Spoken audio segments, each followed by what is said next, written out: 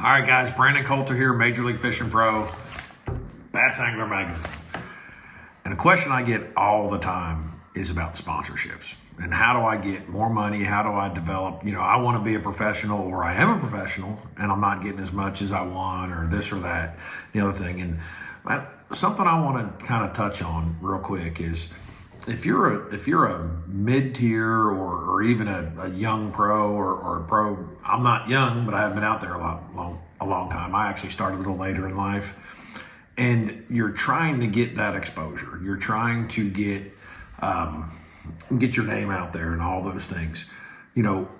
I will say this. Everybody says just catch them and you don't have to worry about it. I agree with that for that many people. It happens for a few guys and really only a couple times in lifetime sometimes. What you have to do is you have to get that exposure. If you want more money, you got to sell for the companies that you work for. You got to be able to influence their bottom line one way or the other. And so what I want to kind of get out there is there are guys that are sponsored by the big, the big conglomerates in fishing.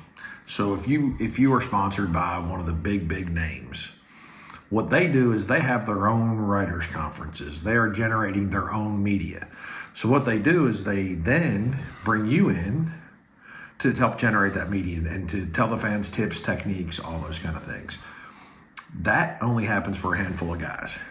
The rest of the world, and I'm being honest, even at the highest levels, you better figure out ways to generate your own media, one, or figure out what you're going to do for your sponsors to influence their bottom line to be able to earn your sponsorship dollars or increase them. And so ways you can do that is you need to reach out to the media outlets. You need to figure out ways to get with them to get your story out there. Not only your story, but stories for your sponsors. Whether you're sponsored by Crockett Creek Beef Jerky like I am, they're not hosting a media event. They're not going to call 15 magazines and all the websites and all that and say, hey, here's Brandon Coulter, do this story on him or do that. I've got to generate that for them.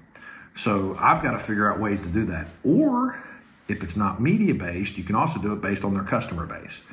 A way that you can influence a company is influence their consumers or their suppliers or something that helps their business.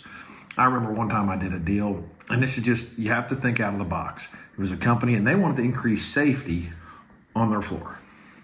When you think, well, how in the world can a fisherman increase safety in a manufacturing plant?